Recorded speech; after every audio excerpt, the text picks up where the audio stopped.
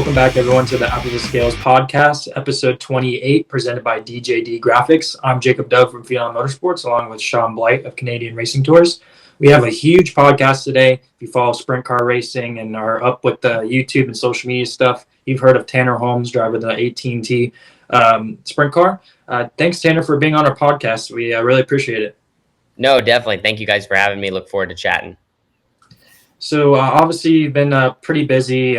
You were at Knoxville. You ran the 360 Nationals. You won the C main actually, and then you went to the 410 Nationals. Ran the B main.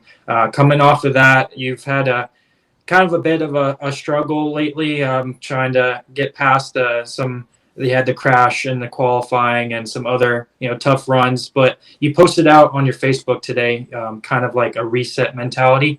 Talk to our viewers about that. Obviously, you got Gold Cup coming up here, and that's really important to you. You're resetting yourself. You're at home. You're with your family and friends. So talk about that. Yeah, I think so for sure. I mean, we spent, which it isn't even that crazy, I guess, compared to, the Outlaws and what you do on tour. But we were out on the road for, about 4.5 weeks there. We did that earlier in the season as well. We had another stretch where like 2.5 weeks we were racing. And obviously we've been racing most weeks since, but, I'm talking like actually out, like we leave the house, we're not coming back. We leave the shop. We don't, we better have everything we need. Otherwise we're going to have to find it along the way. And that is difficult. Once you're actually on the road racing, there's just it's a process, and you go race to race, and if things are going good, things are going good. If things are going bad, things are going bad, and it's just kind of how it goes. But I think for us, like, we just found ourselves in an unlucky situation how this last weekend played out. It just wasn't our weekend. That is what it is. That's kind of behind us. Now kind of moving forward, we got a chance to be home here. We built 2 cars this week, not all brand new stuff, but 2 brand new frames. We put all our bodies we've been running on them. We put all of our components, anything that needed to be new, we made new, and kind of just went through that process. So it's kind of just like you use the word resetting. That's the word I use. That's just how I look at it. And just a chance for us to also go through everything and, not only spend extra time building and making our cars, be how they need to be, but scaling them, and we check ride heights, and like I said, just being on a flat surface and knowing where we're at, not just in some parking lot or not on some grass somewhere outside the track at Knoxville, like just kind of all of our own stuff. Take the time we have, and getting ready to kind of get back going again. Now Gold Cup's a big one, so that's not too far south, so that's nice. That gave us a little extra time as well. We don't have to travel as far to our next show. And I wanted to ask you, Tanner, with your experience last year with Shark Racing, they built their team from nothing and have turned it into one of the top teams in sprint car racing. As you're building your own family program here, what kind of lessons did you take from that experience that you're using now, like through the ups and downs of the 2024 season? Lots of good stuff. I think one, like how you can stretch a dollar, right? Like, I don't talk about it a crazy amount. It's just how Shark Racing did it. But like, even, guys would be bolting on brand new tires. Like, we were not. Like, that's a simple, that's maybe one, that's a common thing you hear teams saving money. I can tell you this, the tire that we went quick time on at Jackson Motorplex was like an okay used tire. And I guess coming from a guy that has ran used tires, or, we'll look at a tire and I'll tell you like what my opinion is. If, man, that thing looks like it's brand new, that thing's not, whatever. Like, this thing was like something I would run at a local show in the Northwest. Like, and that's just how they did it. And some nights, don't get me wrong, some nights, like, there's situations you have to have newer rubber. Hey, got to do what you got to do. But so like, that's the easy example, right? Like, tires and stuff like that. But just like, how they built their outfit, Bobby Allen's trailer that Jake's racing out of now, that I raced out of, that thing should be in the National Sprint Car Hall of Fame. That's an example. If you ever get to go to a race, just peek in their trailer, how they have it built. There's no cabinets. It's built to be able to run 2 operations out of one trailer. Now they're only running 1 car out of. But just how they even built their operation to carry, they can carry more stuff, I think, than most teams on the tour, how it's built. 2 spare cars, 6 top wings, all sorts of craziness. So like, there's things like that I saw, and just mentality, too. Also, like, there's certain nights where the tour is kicking your butt. You have to just accept that. That's part of it. And there's situations where you don't want to ever use the word give up. But like us at Placerville, we were not in a good spot. Like, hey, we decided to save our equipment. It was time to it's time to get back home and regroup. So I think just maturity as well and stuff like that. It's easy for some teams to just, you hold it wide open until you're done. And there's some situations where that just doesn't work. So whether things aren't going good and you have that chance and you're not getting anywhere, like, you just got to be mature enough to, hey, like, we're done for tonight and let's move on to the next.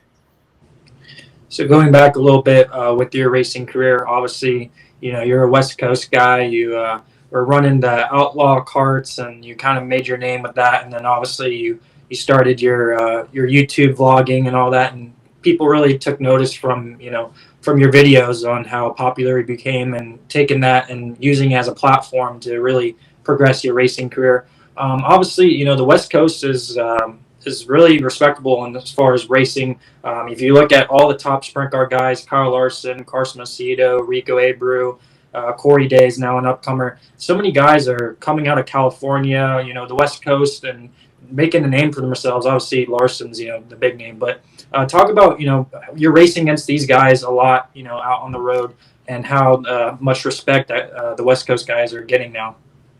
Yeah, I think the West Coast has been underrated for a while, and I feel like now people are really just like now starting to look out here. That's kind of one of the reasons a lot of guys try to get out of here, is because they don't feel like there's a lot of talent, and it's hard to stand out. And even when you do stand out, you don't get the right recognition. But there's just so much, like you mentioned that list, and yeah, that's guys you go to a high limit or an outlaw show or Knoxville Nationals, like that's the guys you're up against. And especially it's even more difficult, I think, out here sometimes, because that's what these guys all grew up on. I've ran that a little bit. I ran a mix of kind of everything with my schedule. I didn't just run some of these California tracks when I first started, like some of these kids.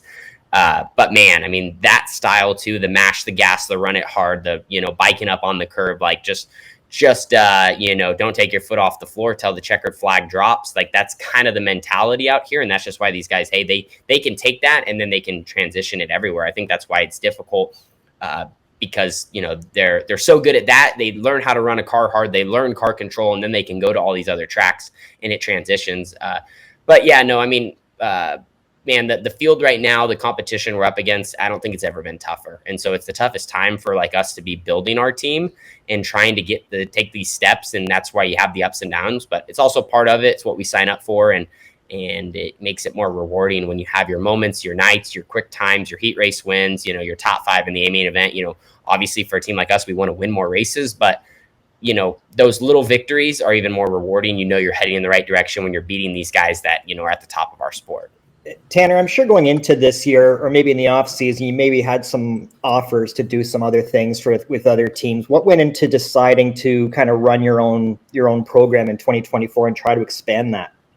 Yeah, I think to me, there's a really good video out there by the dude Danny Lasowski, and he talked about how as a hired driver, every night, your head is on the chopping block, and you sign up basically that there's another guy in line and he's ready to go if you do not perform. And like I said, I've drove for other people. I've been very fortunate. I haven't drove for a lot of car owners. I've definitely had offers, and I don't know. I've just always kind of rode the wave of, I really feel like, unless the stuff was better than my own opportunity, even if that meant like, right now, and granted we have great partners and whatnot, but even if I'm spending my own stuff, putting my own resources into it, it's just better to keep building. And so like this year was a little different, made more sense because I didn't have anything set in stone. There was a little bit of talk, maybe I was going to continue with Shark Racing. We were kind of going back and forth trying to figure out how that would work. If, they were going to put together a third car. That didn't end up coming to fruition. Totally good. Hey, my time with them was amazing. I'm forever thankful for what Shark Racing did. It just didn't make sense for them. And hey, that is what it is. So got back in my own car, was able to acquire, better sponsorship than the year before. And honestly, as I've been able to kind of build, basically my team, like I said, it's just made more sense, even though it is difficult and it's hard. When you have some proven programs, you have programs that have already done it, been out on the road, like a Shark Racing, or like, the list kind of goes on. For me, I want to get my program to that point, because it's the same video that Danny Lasowski talked about. Your head's on the chopping block, and it only takes 4 bolts. When they cut your head off, it's 4 bolts and your seat's out of the car. So your seat's really tight is what he always said. You know, your seat's never loose when you're in your own stuff. So for me, like, I just see like what Brian Brown's doing, or, you know, I can't really think of too many other guys, but that would be the best example. And that's just what I want to do. I want to have my own stuff. I want to kind of control my own destiny. If that means I end up want to go world outlaw racing, high limit racing, hey, run my own schedule, just do my own thing. Like that's what I personally want. I feel like I drive better in my own. I mean, I think I could drive well in other people's equipment too, but I like doing my own thing. We kind of do it a little differently anyway with all the videos, and I'm sure that some teams wouldn't be super receptive to that. And honestly, that's maybe why I haven't got offers from certain teams. Maybe I was in question, but maybe they don't like what I do with all my content. But I just want to do things my own way, not have anyone in control, and kind of just build things up in that direction. I feel like in the long run, that will give me the most longevity, buy me the most time in the sport. And even though it's, you know, arguably the difficult route. But like I said, at the end of the day, we just got to keep working at it. And I feel like at the point I'm at now, it's a crossroad that unless I had a really, really good team, it'd have to be a really, really good offer for me to leave my own stuff, just because the second I leave my own stuff for some of these pop-up rides that come, you know, here and there, my own stuff is what's suffering the most in my career in general, right? Yeah, I wanted to jump off of that and mention, you know, I feel like you have an advantage. You know, it's yourself and your sister, your friends, your family are all, you know, putting their time and energy into your racing career. And you feel like, you know, you're in control of your own destiny type of mentality. Do you feel like you're making a lot of like memories, you know, going through this process of, you know, going up and down the road, racing, you know, with basically your friends and family, and making memories and, you know, sharing it with YouTube? Yeah, absolutely. I think that part honestly probably gets taken for granted even a little bit. Like you remember that, but time, it's funny how fast time moves. That's more the issue. And all of a sudden we're here and our whole Midwest trip's over and the season's almost over. And then it's like, you know, I think one of the things, my biggest faults is I get caught, like I'm talking about, wait, you have to talk about next year now, but like I always look too far in the future instead of, you know, hey, Gold Cups this weekend. So like I'm really been working on that lately just as a person, because I feel like it's easy to always look at what's next and not be worried about what you're doing now. But yeah, it's been great. You know, obviously things have happened that, you know, I'll remember for the rest of my life. And like I said, just situations that landed you in different spots. Like, you know, who is to say if we wouldn't have done things how we've done it, we would have ended up with Shark Racing in 2023. And I would have got to spend some time on the road with Bobby Allen, which, like I mentioned, I think everyone should do, because the life lessons that you can learn in that is unbelievable. So yeah, no, it's just, it's been really cool. Like all the different things that we've got to do in different parts of the country that we've got to see. I don't even know the list of states, but I feel like I've probably been in at least, you know, 25 or 30 states, you know, in the United States, which not probably many people can say. So I've got to do a lot of traveling, see a lot of different racetracks. And more than anything, like I said, we've just been able to build what we've been building and kind of see where it goes. That's kind of the fun part, the unknown. And, but we also, like I said, we have a pretty good idea of where we want to head. It's just kind of working on getting that, and especially with our on-track stuff. That's obviously the most important. But we're working on it. All right, you touched on it real quick. I wanted to ask you, what's your best Bobby Allen story? I mean, that guy is a legend. He's hilarious. What's your best story with him? Shoot, you're putting me on the spot. I probably have a bunch of good ones.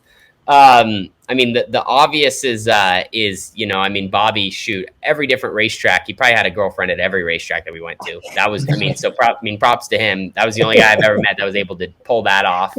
I mean, just listening to Bobby's stories are the greatest. You know, I mean, like the best Bobby Allen story that he, you know, even like my favorite thing was just listening to how Shark Racing made it to be. I mean, these guys straight up, everyone saw it in the beginning, but unless you really know, like these guys had 2 cars out of 1 trailer. They had 1 motor in each car, and they would like every so many races, they would go back to Pennsylvania. I think it was Don Ott would rebuild each motor. Then they would go back out on the road. They weren't allowed to stay on track if they were getting like lapped to a certain point and they had to pull off. So like there was all these rules for the team, and it was just Bobby and Logan and Jake. And hearing Bobby like describe this is just unbelievable.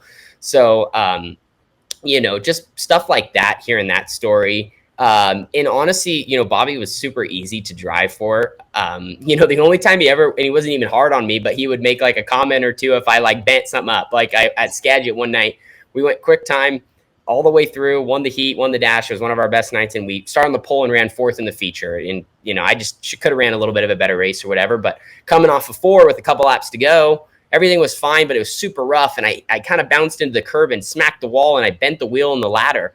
And after the race, it was kind of just like, hey, good job and whatnot. But next time, don't bend my Jacob's ladder in my wheel if you can. Like, so just stuff like that. So, like I said, always trying to save. And I owning, having a huge stake in my equipment, I totally get it. But just, stuff like that. But Bobby, like I said, very great human being, very intentional, tells you do a good job, all that stuff. Like he just does a good job with his team and taking care of his people. And he's done it for a really long time. So love the guy to death. And it's great that we're still friends to this day. We talk all the time. He was sitting in our trailer last weekend in California. So that's great.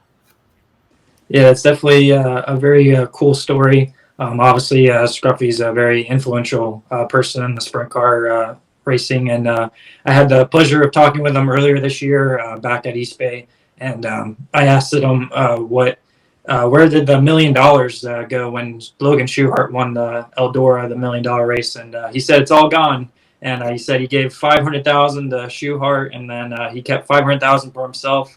He gave the pit crew guys $5,000 raises, and then he paid off the debt with the rest of it. So I thought that was pretty cool. But another person that you got to race for at the Chili Bowl was Chad Boat. Obviously, the Chili Bowl is huge. We always talk about crown jewels on this podcast. You got to experience that. How cool was that? I know you made a video on YouTube about it, but kind of take us through, racing one of the biggest dirt races of the year. Yeah, I mean, Chad's very good. I have all good things to say about him. He's not only was he an incredible driver, and I didn't get to watch that as much because I just wasn't watching midgets and kind of when his time was. But where he's really good is since he has driven and he set up the cars, like he can just be the perfect combination. So like me not having a lot of experience going to the Chili Bowl, he can walk you through the situation that you're in. Hey, where we drew. Hey, we're starting 9th in the heat race. Here's how this could very well play out. Like, here's what you need to do in the seat to pass cars. When I can describe how the car feels, or, of course, I think it's very uncomfortable at first. I'm a wing guy. So, and I really like to feel winged over in a wing car, which means you sit on the left rear, where midgets feel like you're going to flip over all the time, on the right rear.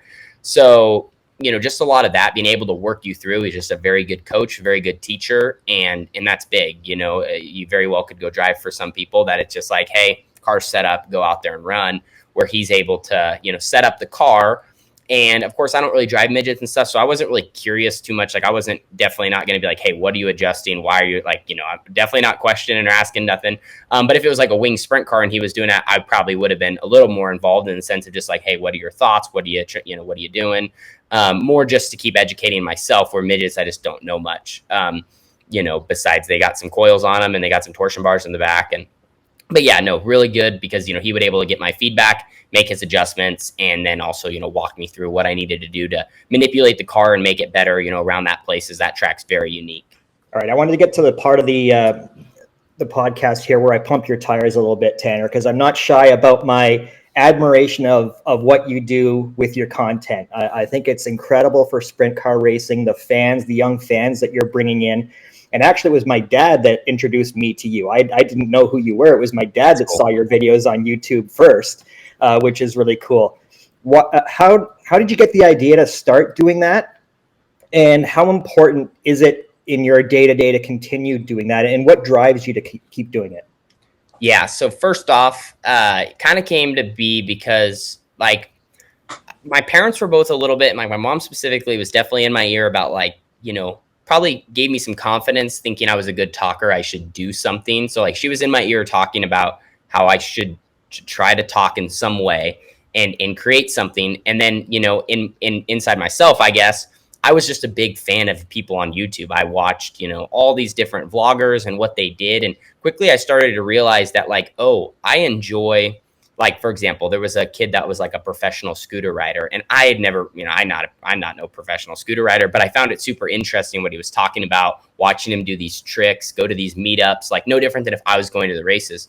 So it kind of clicked maybe I could do this myself and become become big at what I do just because I find it unique. Why wouldn't other people find what I do that way? And so that's kind of where the idea started. And then I started in September of 2016 and just basically have not stopped since. That was just kind of my thing. Hey, we're going to go for this. Like, and then eventually once, things started growing, of course you become more addicted and you just want to keep going. But as far as my motivation, I mean, now at the point that I'm at now, like it's been enough to where it's my day job, and that's all I work on, and with my race team. And I think a lot of it, the motivation was because I wanted to be a professional race car driver. And I think in some ways I knew how hard it was going to be without just on talent.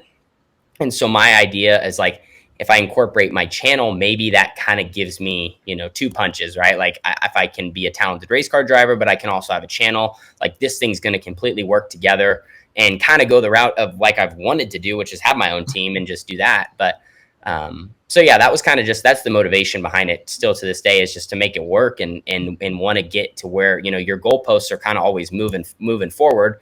But yeah, I mean, at this point, it's been amazing. Like I said, I'm very thankful. I think it's easy to get caught up in the rat race of it and feel frustrated. Like you have a week like we just had this last weekend, but like, man, all the things we've been able to do and win races, whether it was in outlaw carts back when I was running outlaw carts, or even now, and then even in sprint cars, winning here on the local level, winning 360 shows, and then competing with the World of Outlaws. Like, I think sometimes I don't have that perspective because, like I said, you're so caught up in the rat race of it. But it's pretty dang cool, and that I think for me, how I look at it too, and why I don't want to stop is because depending on where this all ends up, like now it's even cooler because I didn't start when I was like a big time race car driver, and I'm not a big time race car driver even now. But so people really are able to watch from episode 1, right? You know what I mean? Like they really can see the whole entire thing instead of just like, hey, all of a sudden I'm winning all these races, like let me record it. It's like, no, hey, back then I was, winning races at kart races,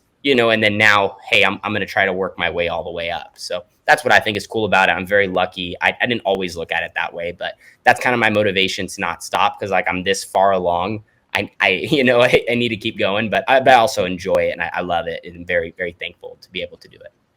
And before we get into our rapid fire segment with Tanner, I just wanted to let everybody know that's watching that if you go over to the QR code over here and scan, it takes you to Tanner Holmes' merchandise. You make sure to check it out. I know Tanner's got some new merchandise coming in. He's got some die cast. Tanner wanted to show us what you got going on there. Pretty cool, man. Yeah, we just, even things like this, like I said, more of a pinch you moment, like having diecast of the car. I never really thought anything of it, but once I realized what it takes to get these made, it's pretty cool that we're able to be able to do that, and that people support us in that way. So we got our new diecast on the website, signing them all, sending them out. So that's just a small way you can support us and have a either a collector's item, or if you were me, just a toy around the house that I was launching off the couch and stuff, having fun with, create my own race. So yeah. Yeah, guys, make sure you go check that out. I'm sure you got some customers here between Shaun and I. So, before we throw it over to Shaun, we had some questions from some fans we put out on our story, and we have 2 questions here that they wanted to ask Tanner. Parker Azell wanted to know, who is harder to race with, the Outlaws or High Limit? Ooh, that's interesting. We've kind of been talking about that lately. I feel like the Outlaws have a little bit of not an older crowd, but like I would say just a mix of more mature drivers. Not that High Limit's not mature. That's not what I mean. But High Limit races, in my opinion, end up being a little more aggressive, it seems like.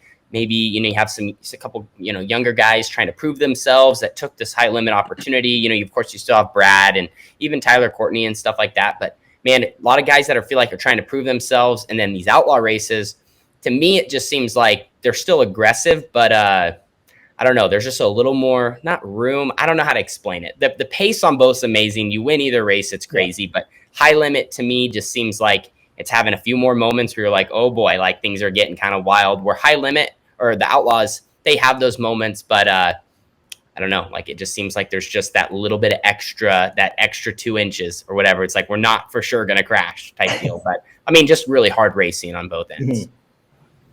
And then another viewer wanted to know, what was there ever a time where you had a duel on the track and there was a driver that you looked up to, made you feel good about where you're at in your racing career? Ooh, that's a good one. I can't think of anything off the top of my head. It actually is funny that, I mean, I guess just because we were talking about the shark racing thing, I was like, the year before I joined with them, I had a pretty good, and I don't I don't feel like I talk to a lot of guys at the races, not because I do or don't want to. Like I end up being so busy, and I don't know. Once we're all kind of racing, and I don't know a lot of, I'm not on the road constantly with these guys, so I feel like I'm probably more of an outsider. So I don't really go out of my way. Like I don't know if they want to talk to me or not. I just kind of try to do my thing, and like sometimes you have conversations, sometimes you don't. And also, obviously too, you look up to these guys because they're, you're racing with all the, you have a lot of respect for them. But, I remember actually I did get a chance to chat with Jacob. He was one of the first guys I really talked to at the races. It just happened and we had a really good conversation. I feel like in that he kind of had said how, hey, like you're doing well. And so that's how I feel like that was probably maybe one of the first pieces of like how things ended up lining up. But yeah, like I said, I will admit at the races, I'm probably a little more reserved when I speak with other drivers, just because, I don't know, like everyone's so busy. And besides like the pit meeting when you're all together or like a dash redraw, everyone's just riding around on their Burrow Maxes and scooters and whatever, checking out the track. And, obviously certain guys are buddies because they're on the road all the time and whatnot. But for me, like we're just so caught up doing our own thing. But yeah, no, I mean, I'm sure I'd have to think about it. But, definitely I remember my specific conversation with Jake, and even did speak with Logan on that same weekend, just a little bit. But, those guys are just very down to earth. So that, great opportunity for us to have that.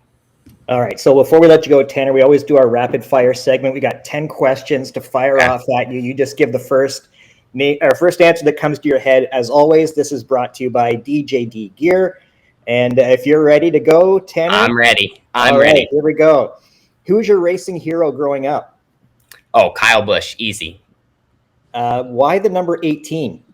Same answer. Kyle Busch. I was just a big fan. I used to be a fan of Tony Stewart. Yep. And then the quick story is, Kyle beat Tony Stewart at Watkins Glen. I think it was, several years back, like 2008. And once Kyle won, all of a sudden I was like, shoot, he beat my favorite driver. My favorite driver is not as good as I thought. So then I was a Kyle fan forever.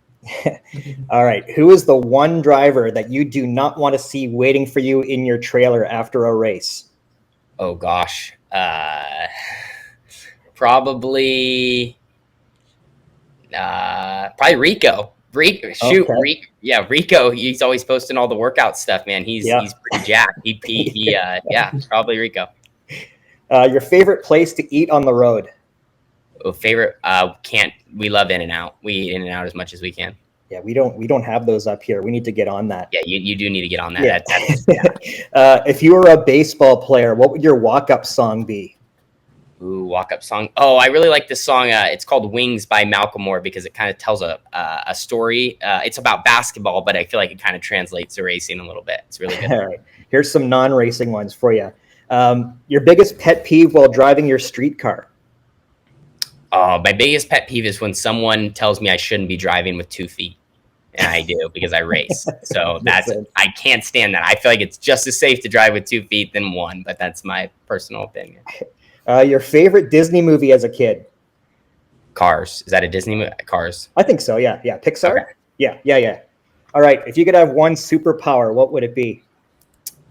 Ooh, probably just I like to fly. If that's probably common, but it'd be so cool to just kind of be able to fly, be able to just go wherever you got to go, get there, and eliminate the travel time of things. Yeah, you save money on gas too. Yes. Someone comes to visit you in Jacksonville, Oregon. Where's the first place you're taking them? Ooh, first place I'm taking them. Probably I'm taking them out on my backyard track. I got a really cool backyard track. So it's right here. They're stopping by. They got to get a couple laps. All right. We got one more. This comes from one of our viewers. She didn't give a last name. This is from Carly H. Okay. In a race between you and your sister with equal cars and equal equipment, how many times would she lap you? Ooh.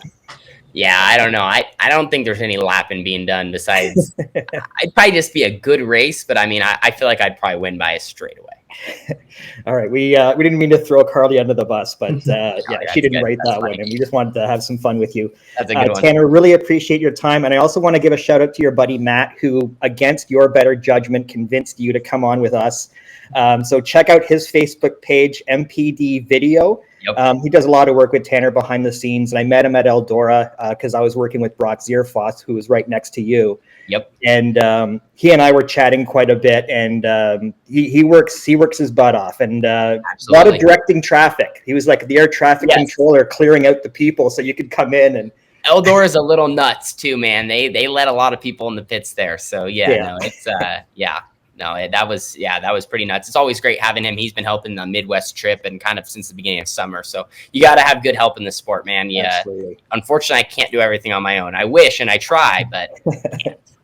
All right. I know you're not coming east for the rest of the year. Hopefully we can catch up with you next year and wish you the best of luck for the rest of the season. Tanner, thanks again for coming on. Absolutely. No, thank you guys. Hopefully the goal next year, we definitely want to be, in the Midwest, hopefully closer to full time. So hopefully we see you guys at a bunch of the big races and we're able to catch up.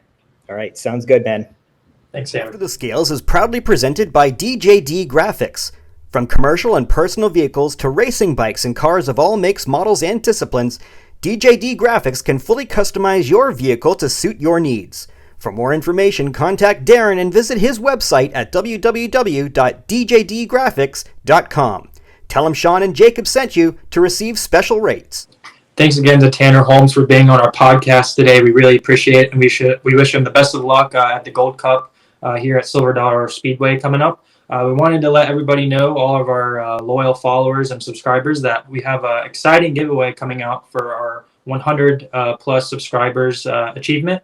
Obviously, we really appreciate everyone who has watched our videos and have subscribed, and we're going to give back to you guys. So anybody that's subscribed, we're going to give away a prize package to you from me and Shaun.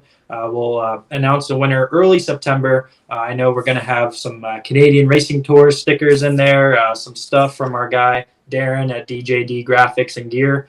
So make sure you stay tuned for that, and I'll throw it to Shaun to talk about some other exciting things we'll have in there.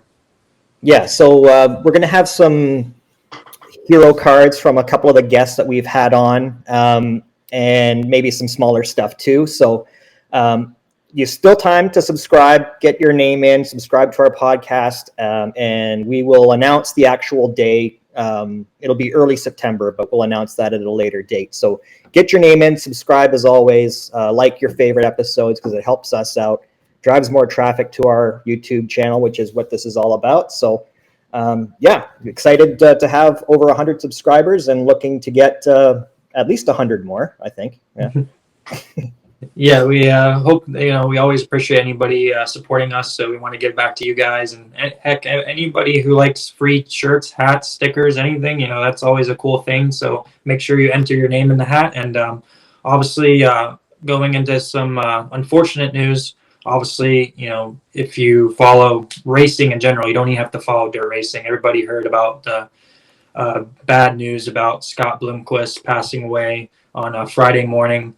I know personally, Scott was basically the person that got me into dirt late models. I mean, I was mostly into like sprint car racing. Brian Clausen was a big influence in me, watching sprint cars and dirt racing. But then, I seen some videos online about Scott Bloomquist and his character and the whole yin yang thing. And I thought, man, this guy's an innovator. He's a badass. He's bad to the bone. He says whatever he wants. He does whatever he wants. Like, this is a true outlaw, influential guy, and he's won everything under the sun. He's an accomplished racer, and obviously it's really saddening. I didn't really think that the news was actually real at first. It was really shocking, but once it really hit home, I couldn't believe it. But I know the racing community on social media has been outstandingly, showing support for the Bloomquist family.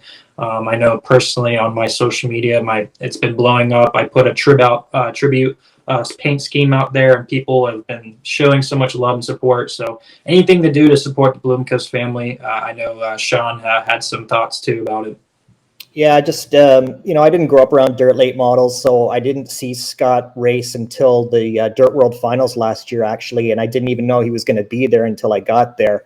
And I was, I'm a sprint car guy, big block modified guy, but I was more excited to see Scott Bloomquist than anybody else. I mean, there's not a lot of guys in sports that transcend the sport that they're in. You don't need to know anything about dirt late models to know who Scott Bloomquist is. And, he's up there with like Dale Earnhardt in NASCAR. Like, even if you're not a fan, you don't know anything about the sport, you know that name. So, just incredibly tragic. And like you said, like his personality, just larger than life and out there. And, some people didn't like him or didn't get him. And then some people loved him, but everyone respected him. So, just a tough day and a tough couple of weeks for the racing community. It was nice to see Tyler Reddick, dedicate his win to Scott. That was really touching as a former dirt guy. So, our condolences to his friends and family, the dirt late model racing community in general, because I know they're still hurting. And I'm not knowing the guy, but I'm I'm sure he would want the show to go on, and the racing continues tonight here at Lernerville. So just tough way to end the show, but we wanted to to let everyone know that we were we weren't on last week after it happened. So just wanted to send our thoughts along to his friends and family. Yeah, for sure. And I know I put out a post on social media about it, but I was actually watching the high limit race, and for some reason it was Thursday night, and they kept saying the word legend.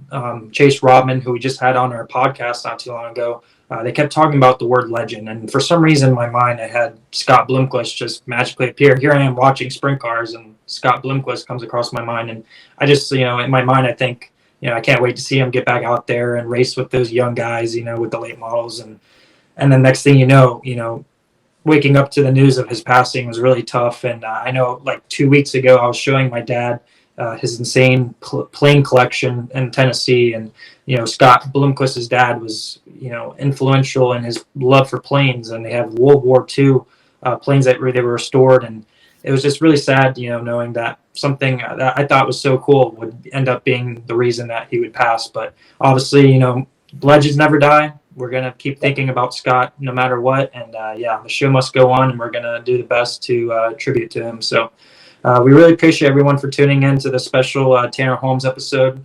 Make sure to like, subscribe, and enter your name into our giveaway, and stay tuned for our next episodes.